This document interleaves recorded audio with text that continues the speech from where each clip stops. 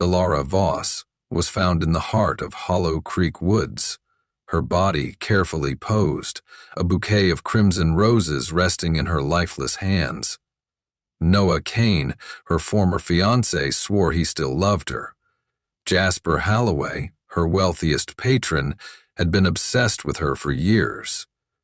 Maeve Delacroix, her closest friend, knew secrets she refused to share.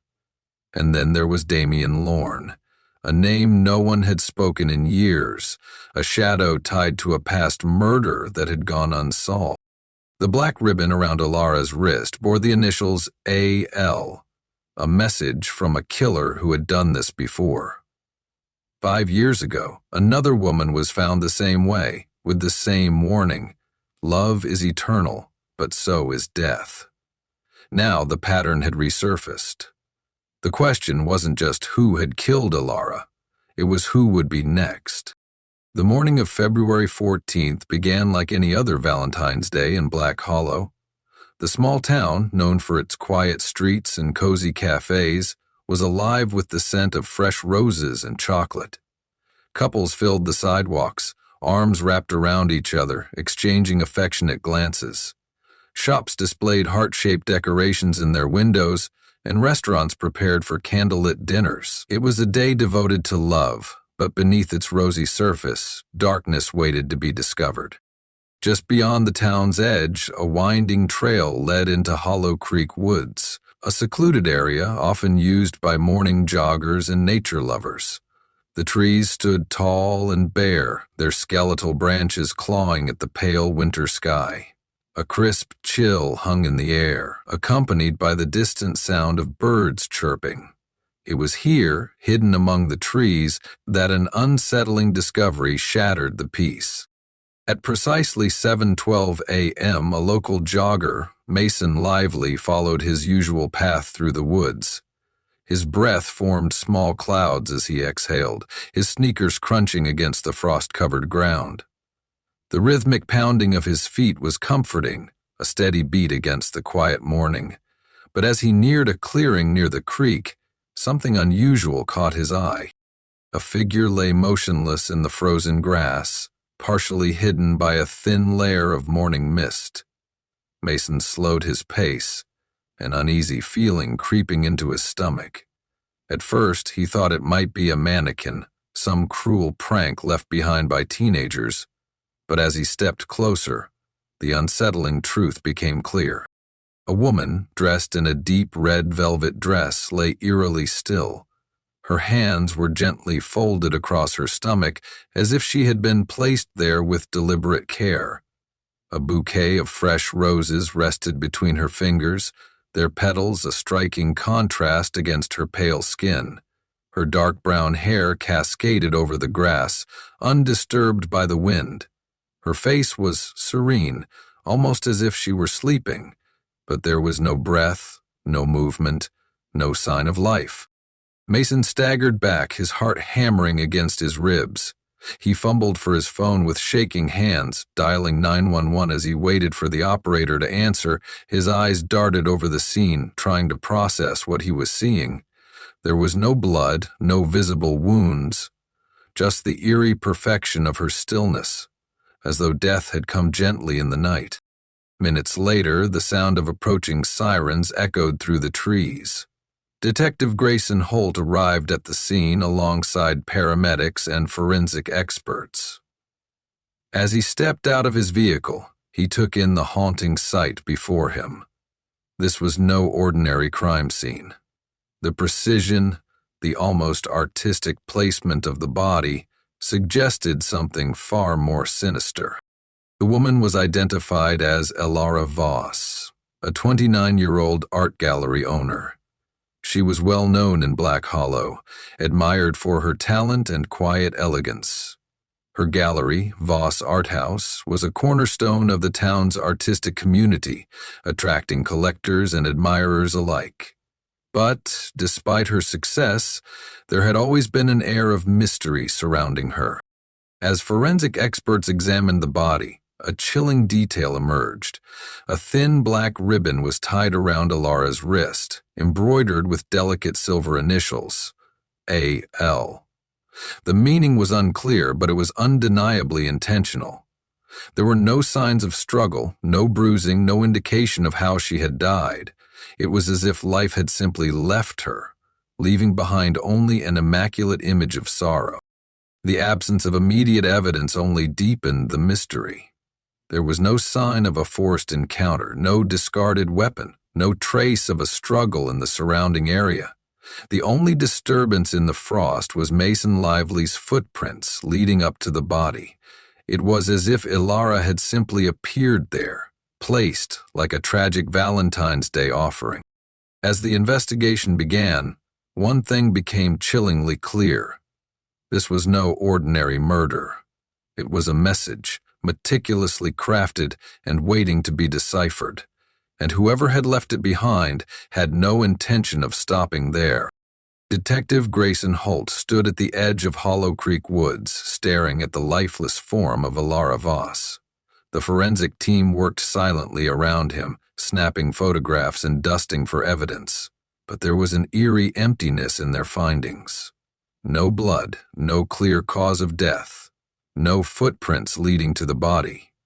The black ribbon around her wrist and the bouquet of roses seemed deliberate, staged with meticulous precision. This wasn't a crime of passion or a random attack. It was something far more calculated. Elara had been a beloved figure in Black Hollow, known for her artistic brilliance and refined taste. Her gallery, Voss Art House, was one of the town's cultural landmarks, featuring paintings, sculptures, and installations that drew visitors from surrounding cities. To the outside world, she lived a life of sophistication and beauty, but as Holt began digging into her personal affairs, cracks started to appear in the perfect image. The first and most obvious person of interest was Noah Kane, Elara's fiancé, or rather, ex-fiancé. A quick look into her recent history revealed that just a week before her death, she had broken off their engagement. According to friends, their relationship had been troubled for months. Noah, a highly regarded architect, was known for his intense personality, sometimes bordering on obsessive. Some believed he couldn't handle losing Elara. When questioned, Noah claimed that despite their breakup, he still loved her. He insisted they had been working through their issues and had even exchanged messages the day before she died. But his alibi was weak. He said he had been home alone, drinking, struggling with the weight of their failed relationship. There were no witnesses to confirm it. The second person of interest was Jasper Halloway, an art collector who had been one of Elara's biggest patrons. Wealthy, influential, and reclusive, Jasper had been fascinated with her work for years. Some described his admiration as borderline obsessive. He would purchase entire collections, showering Elara with praise and expensive gifts. There were rumors that he had pursued a romantic relationship with her, though there was no proof that Elara had reciprocated his interest. When questioned, Jasper denied any involvement in her death, but he was visibly shaken. He admitted he had visited the gallery 2 nights before Valentine's Day, but claimed it was strictly business. The problem was, security footage showed Elara leaving the gallery that same night looking distressed, as if she had been in an argument. Then there was Maeve Delacroix, Elara's business partner and closest friend. The two women had built the Voss Art House together, turning it into a well-respected institution. Maeve was known for her sharp business sense, balancing out Elara's artistic temperament. But their partnership wasn't without its tensions. Financial records showed disputes over investments and expansion plans, and there had been a heated argument between them just days before Elara was found dead. When asked about this, Maeve admitted to the disagreement but dismissed the idea that she could ever harm her friend. She claimed their fight had been about the future of the gallery, nothing more. Yet there was something about her demeanor, an undercurrent of fear or perhaps guilt, that made Holt uneasy. Then came a discovery that sent a chill through the investigation. Among Elara's personal belongings, detectives found a sealed envelope containing an unsigned letter. It was dated February 13th, the day before she was found dead. The message was simple but disturbing. Love is eternal, but so is death. The letter had been sealed with a wax stamp shaped like a dagger. There was no return address, no clear indication of who had sent it, but forensic analysis showed that the envelope had no fingerprints, as if the sender had been careful to wipe it clean. As Holt pieced together the puzzle, he couldn't shake the feeling that the black ribbon on Elara's wrist held significance. The initials embroidered in silver, AL, meant something, but no one in her life seemed to match those initials. The medical examiner's report only deepened the mystery. There were no bruises, no signs of strangulation, no indication of poison. It was as if she had simply ceased to exist. The only unusual detail was a faint scent on her skin, an expensive, rare perfume with a floral undertone. Then a chilling connection surfaced. 5 years earlier, in a town 2 hours away, a woman had been found under nearly identical circumstances. A beautiful young woman, posed with roses, a black ribbon tied around her wrist, and an anonymous letter predicting her death. That case had gone cold. The killer had never been caught. If these murders were connected, then Elara's death wasn't just a personal crime, it was part of something much larger. And worse, if the killer had waited 5 years to strike again, there was no telling when or where they would resurface next. The autopsy results only deepened the mystery surrounding Elara Voss's death. There were no external injuries, no signs of suffocation, and no traces of poison in her system. It was as if life had simply been taken from her without a struggle. The most peculiar detail was the faint floral scent on her skin, an exotic perfume that experts identified as a rare blend, nearly impossible to find. The black ribbon tied around her wrist, embroidered with the initials AL, remained an enigma. The message in the anonymous letter suggested that the killer had planned this murder with careful precision. But why Elara? And what did AL stand for? Detective Grayson Holt and his team searched for the origins of the wax seal found on the letter. The dagger-shaped imprint was distinctive, something not commonly found in stores. After hours of research, they traced it to an antique collector's shop in a neighboring town.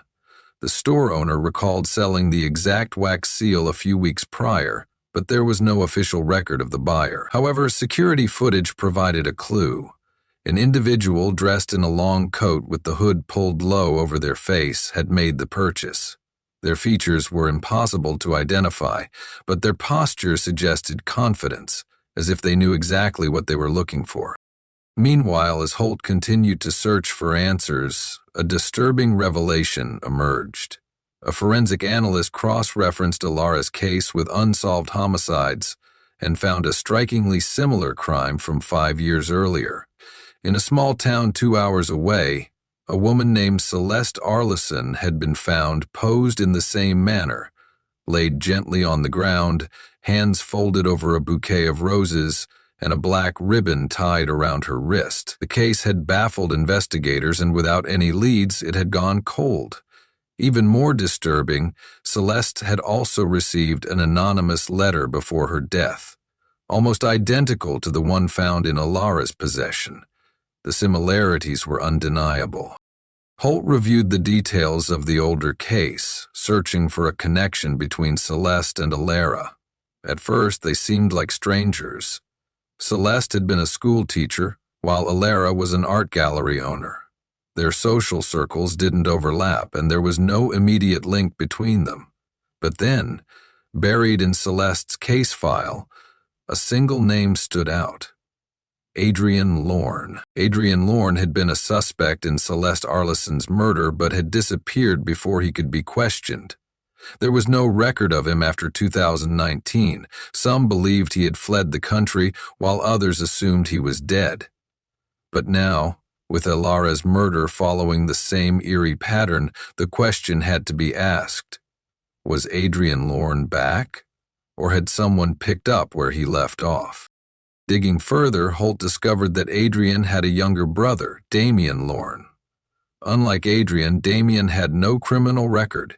He had lived a quiet, uneventful life, working in a small-town library. Nothing about him suggested a connection to Elara or Celeste, but something felt off.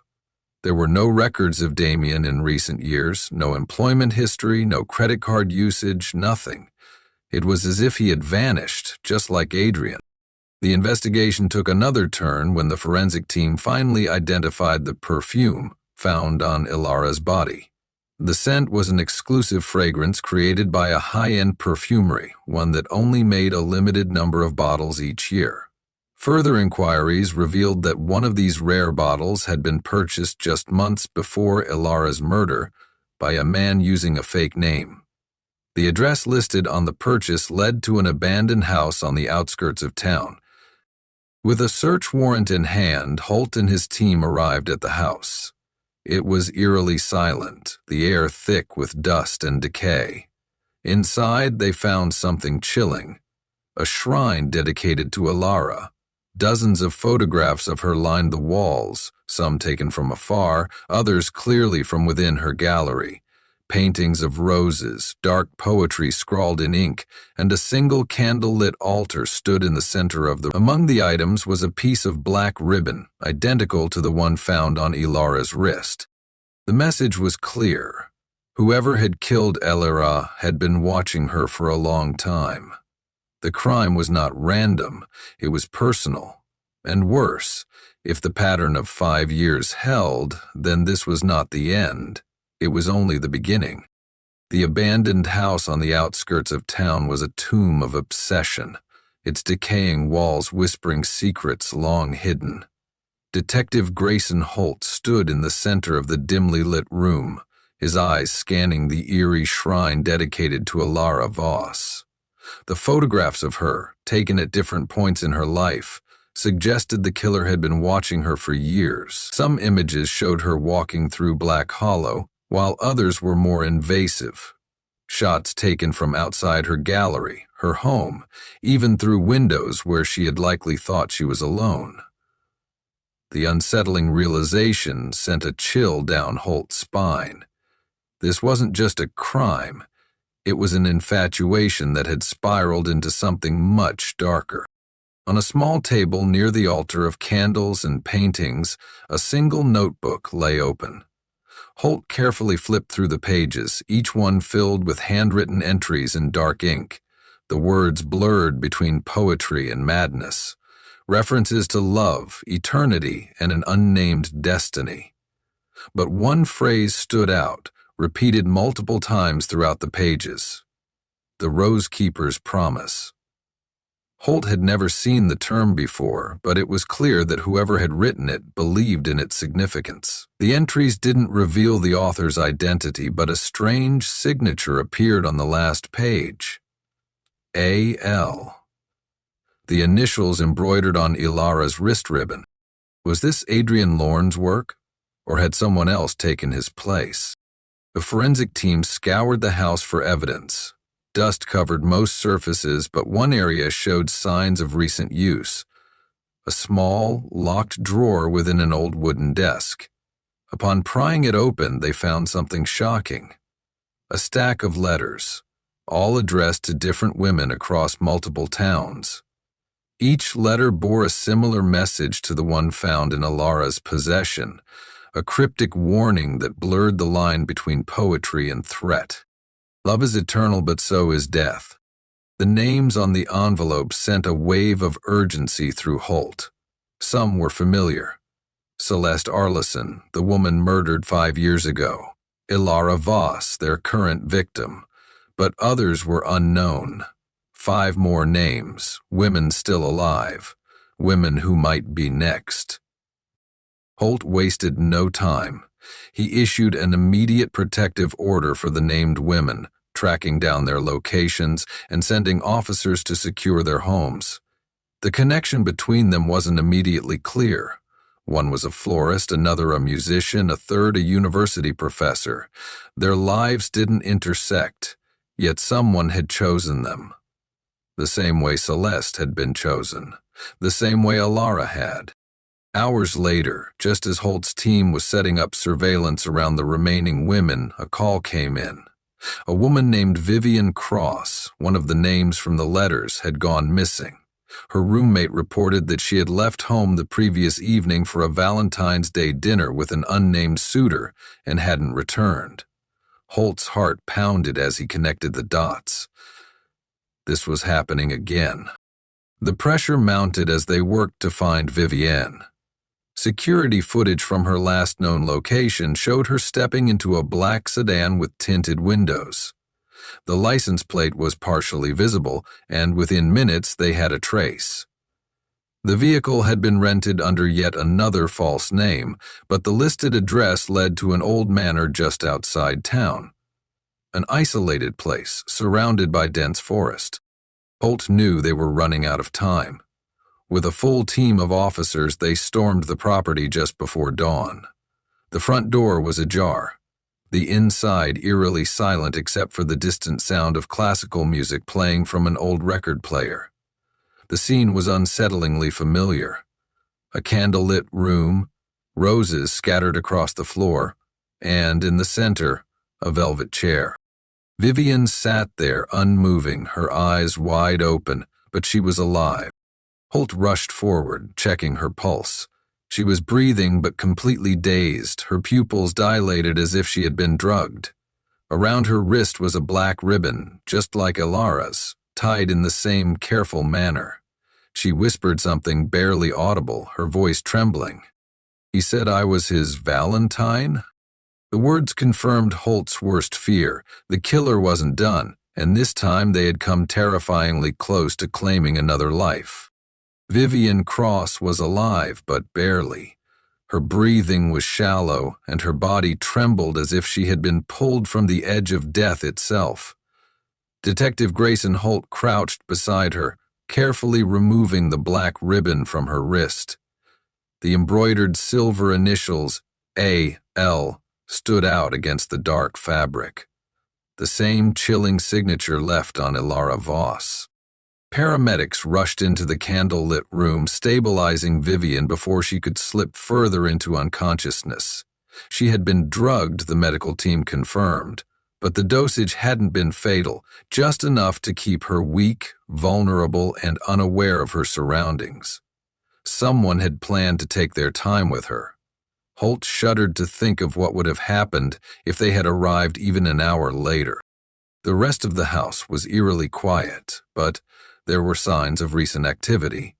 Half-eaten food on the dining table, a jacket draped over a chair, a still warm cup of tea. Whoever had brought Vivienne here had left in a hurry. A back door was slightly ajar, leading out into the thick, endless woods behind the property. The killer had slipped away once again, vanishing into the shadows before they could be caught. As the search team spread out, combing the forest for any sign of movement, Holt focused on the evidence left behind. The house had the same unsettling atmosphere as the abandoned shrine they had found before, but this one was even more elaborate. Paintings of roses adorned the walls, each canvas depicting the same haunting image. Women surrounded by crimson petals, their eyes closed in peaceful surrender. In one corner of the room, an antique wooden desk held a collection of neatly stacked letters. Every single one bore the same cryptic phrase: "Love is eternal, but so is death." Among the letters, Holt found a single photograph that sent a cold wave through him. It was a picture of Adrian Lorne, the original suspect in Celeste Arlison's murder from 5 years ago. He looked younger, his sharp features softened by time, but there was no mistaking the intensity in his gaze. Someone had kept this image carefully preserved, as if they had been waiting for his return, or, perhaps, carrying on his work. Then, in a hidden compartment beneath the desk, Holt found what he had been looking for. A single journal, bound in leather, its pages filled with the same delicate handwriting as the letters. The words inside revealed the mind of someone who saw their crimes not as murder, but as devotion. "I give them beauty in death, a perfect Valentine, frozen in time. Their love never fades because it is eternal. I am the keeper of the roses." Holt clenched his jaw. The Rose Keeper's promise. This wasn't just a singular obsession. It was a ritual, a belief, something that had been planned and executed over years. The killer saw themselves as a guardian, preserving their victims in an everlasting state of love and adoration. And then, scrawled at the very bottom of the final page, a single signature, Damien Lorne. The connection had been there all along. While the world had been focused on Adrian Lorne as the prime suspect in Celeste Arlison's murder, no one had considered his younger brother. Damien had remained in the background, unnoticed, quiet, invisible. But he had been watching, learning, waiting for the perfect moment to step forward and finish what his brother had started. The hunt for Damien Lorne intensified in the days that followed. The media exploded with news of the Rose Keeper killer, and officers across multiple jurisdictions were put on high alert. But Damien was a ghost, slipping through cracks, leaving behind only traces of his existence, letters, photographs, and the faint scent of his rare perfume. Despite his disappearance, Holt knew one thing for certain. Damien wasn't finished. He had been meticulous in choosing his victims, and there was no reason to believe he would suddenly stop. If anything, the failure to complete Vivian's transformation might drive him to act again. And then the final clue arrived, a single letter delivered directly to the Black Hollow Police Department. Unlike the others, this one wasn't sealed with a wax dagger or adorned with poetic threats. It contained only 5 words, neatly written in perfect calligraphy. Love is eternal, see you soon. The hunt wasn't over. It had only just begun.